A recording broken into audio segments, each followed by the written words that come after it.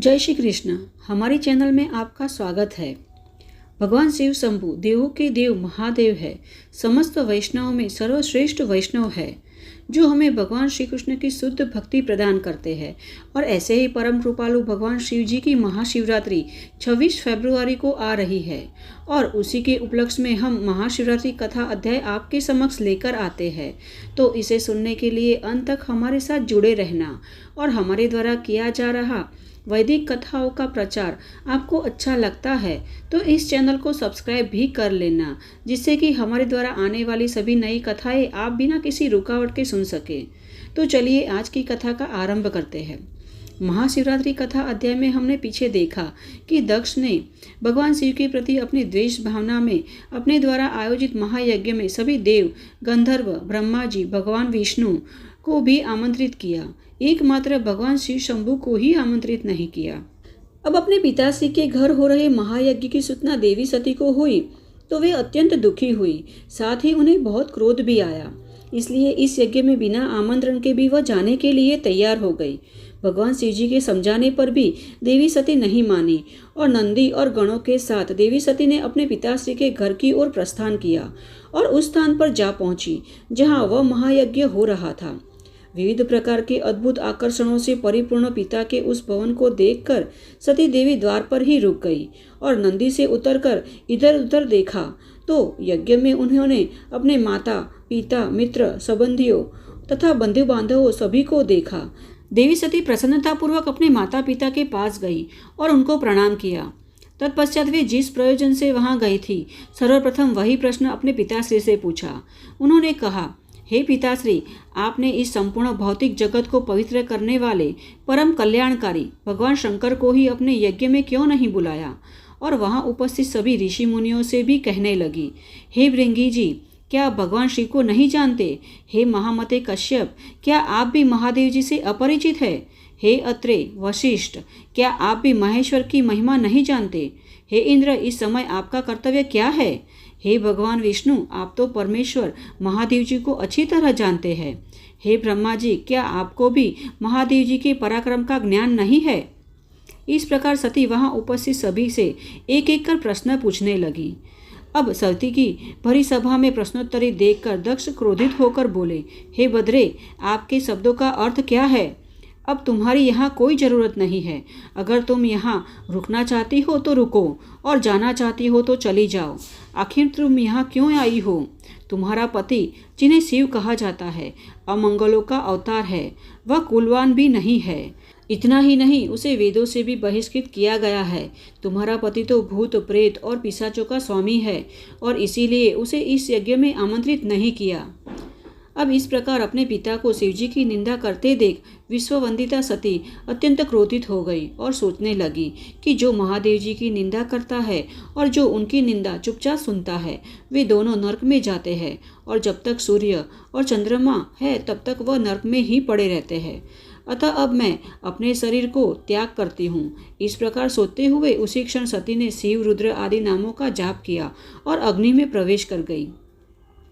अब इस प्रकार माता सती को अग्नि में प्रवेश करते हुए देख उनके साथ आए हुए सभी शिवगण अचंभित हो गए और विलाप करने लगे। ऋषि, इंद्र और अन्य आदि देवता भी स्तब्ध हो गए। यज्ञ में आए हुए सभी ऋषि मुनि भी इस घटना से प्रभावित होने लगे। अब उसी क्षण यह घटना को बताने के लिए नारद जी भी तुरंत ही महादेव जी के पास गए और उनको सारा वृत्तांत कह सुनाया। और जैसे ही नारद जी की बात सुनी तो भयंकर, पराक्रमी, परम क्रोधवान जगदीश्वर भगवान रुद्र के क्रोध का कोई ठिकाना ही नहीं रहा। नरसंहार रुद्र ने अपनी जटा खोली और उनमें से एक लठ खींची और पर्वत के शिखर पर जोर से पटकी, जिससे महायशस्वी वीरभद्र प्रकट हुआ। वीरभद्र के साथ करोड़ों भूतों से घिरी हुई महाकाली भी प्रकट हुई। इतना ही नहीं, महादेव के क्रोध और निश्वास से सैकड़ों प्रकार के ज्वर और 13 प्रकार के अत्यंत भयंकर रोग उत्पन्न हुए। वीरभद्र ने भी भगवान रुद्र को प्रणाम करते हुए कहा कि हे प्रभु, मैं आपकी क्या सेवा कर सकता हूँ? तब भगवान रुद्र ने आदेश दिया, हे महाबाहु वीर, शीघ्र ही जाओ और उस दक्ष के यज्ञ को नष्ट कर दो। अब देवाधिदेव महादेव जी की आज्ञा पाकर महातेजस्वी वीरभद्र सभी भूतगणों के साथ शीघ्र ही उस स्थान पर पहुंचा जहाँ दक्ष अपना यज्ञ कर रहा था। उनके साथ कालिका देवी भी वहां पहुंची। उस समय दक्ष के यज्ञ में अशुभ घटनाएं घटने लगी। अब वीरभद्र के वहां पहुंचते ही एक भयानक तूफान उमड़ने लगा। मेघ लहू की बारिश करने लगे। सभी दिशाओं में घोर अंधकार छा गया। पृथ्वी पर हजारों प्रकार के उत्पात मचने लगे। अनिष्टों की भविष्यवाणी करते हुए, उत्पात मचाते हुए यज्ञ की ओर आगे बढ़ रहे सभी भूतगण, देवता आदि वहां उपस्थित सभी को दिखाई देने लगे। यह देखकर दक्ष भी अत्यंत भय से कांपने लगा और भयभीत होकर भगवान विष्णु की शरण में जा पहुंचा। अपने आप को भगवान विष्णु को समर्पित करते हुए नम्रता से कहने लगा, हे महाविष्णु, आप मेरे परम गुरु हैं, अतः मेरी रक्षा करें। हे प्रभु, मेरी रक्षा करें। हे सूर्यश्रेष्ठ, आप ही यज्ञ है, मुझे इस महासंकट से बचाए। अब दक्ष की इस प्रकार प्रार्थना सुनकर भगवान मधुसूदन कहने लगे, हे ब्राह्मण, इसमें कोई संदेह नहीं है कि मुझे आपकी रक्षा करनी चाहिए, किंतु आपने धर्म को जानते हुए भी धर्म का अनादर किया है और महेश्वर की अवगणना की है। महेश्वर के अनादर से आपका सब कुछ निष्फल हो जाएगा। जहाँ अयोग्य व्यक्तियों का पूजन होता है तथा पूजनीय महात्माओं का पूजन नहीं होता, वहाँ 3 प्रकार के संकट अवश्य आते हैं, दुष्काल, मृत्यु और भय। हे प्रजापति, इसीलिए आपको कुछ भी करके भगवान शंकर को प्रसन्न करना होगा। आपके यज्ञ में महेश्वर का सम्मान नहीं हुआ है, इस कारण यह महाभयंकर परिस्थिति उत्पन्न हुई है। इस समय तो हम में से कोई भी यह भय का निवारण करने में समर्थ नहीं है। यह सब आपकी दुष्ट नीति के कारण ही हुआ है। भगवान विष्णु का यह वचन सुनकर दक्ष चिंतित होने लगे। अब उसी क्षण अपनी सेना से घिरे हुए महातेजस्वी वीरभद्र वहां आ पहुंचे। उनके साथ काली, कात्यायनी, ईशानी, चामुंडा, मार्दिनी, भद्रकाली, भद्रा, त्वरिता और वैष्णवी, नवदुर्गा और भूतों का एक विशाल समूह भी वहां आ पहुंचा। साथ ही साकिनी, डाकिनी, भूत, प्रमथ, गृहक, कुष्मांडा, करपट, वटुक, ब्रह्म राक्षस, भैरव, क्षेत्रपाल, राक्षस, यक्ष, विनायक और 64 योगिनियां भी अचानक से उस समय उस मंडप में प्रकट हो गई और भगवान शंकर के उन पार्षदों ने वहां आते ही देवताओं से युद्ध छेड़ दिया। अब लोकपालों के सहित सभी देवताओं ने भी अस्त्र शस्त्रों से शिवजी के गणों पर प्रहार करना आरंभ कर दिया। हालांकि उनकी संख्या लाखों में थी, फिर भी इंद्र जैसे लोकपालों ने उन सभी को युद्ध से विमुख कर दिया। महर्षि भृंगु ने भी उस समय देवताओं की विजय और यजमान की संतुष्टि के लिए शिवगणों के विरुद्ध अपने मंत्रोच्चार का प्रयोग किया, जिससे कारण उस समय देवताओं की विजय हुई। अब अपने सैनिकों की हार देखकर वीरभद्र अत्यंत क्रोधित हुआ और उन्होंने भूत प्रेतों को पीछे छोड़कर वृषभ को आगे किया और स्वयं भी आगे आ गया। हाथ में तीक्ष्ण त्रिशूल धारण करने वाले महाबली वीरभद्र उस युद्ध में देवताओं, यक्षों इत्यादि सभी को परास्त करने लगे और सभी शिवगणों ने भी त्रिशूल उठाकर देवताओं पर प्रहार करना शुरू कर दिया। अब इस प्रकार युद्ध में पराजित होकर देवता भागने लगे और एक दूसरे को छोड़कर स्वर्ग की ओर जाने लगे। मात्र इंद्र और लोकपाल ही विजय की आशा से वहां खड़े थे। वह बार बार बृहस्पति जी से पूछने लगे, गुरुदेव, हम कैसे जीतेंगे? हमें तो कोई जीत की आशा नहीं दिख रही है। तब बृहस्पति जी ने कहा, भगवान विष्णु ने पहले जो कहा था वह आज सत्य हो गया। यदि कोई ईश्वर है जो फलित कर्म का नियंता है, तो वह भी कर्ता का आश्रय लेता है। वह अकर्ता पर अपना आधिपत्यत्व नहीं दिखाता। भगवान कर्म करने वाले को ही फल देते हैं, अकर्ता को नहीं। भगवान को अनन्य भक्ति से ही जाना जा सकता है। परम शांति और संतुष्टि के माध्यम से ही कोई भगवान सदाशिव के स्वरूप को जान सकता है। उसी से वह परिपूर्ण और सुंदर संसार जन्म और जीवन लेता है। उस समय तो तुम्हारी विजय का कोई साधन दिख नहीं रहा है। हे इंद्र, आप मूर्खता और लोभवश इन लोकपालों के साथ यहाँ उपस्थित हुए हैं। अब बताओ क्या करोगे? ये परम शोभामान गण भगवान शिव के किंकर है और शिव ही इनके सहायक है, और ये सभी क्रोधित होकर जब संहार का आरंभ करते हैं तो किसी को नहीं छोड़ते। अब बृहस्पति जी की ऐसी बातें सुनकर सभी देवता, लोकपाल और यहाँ तक कि इंद्र भी चिंतित होने लगे। तत्पश्चात शिवगणों से घिरे हुए वीरभद्र ने कहा, आप सभी देवता मूर्ख होकर यहाँ उपहार लेने आए हैं ना? मेरे पास आओ, तुम सबको तृप्त हो जाओगे ऐसी भेंट देता हूँ।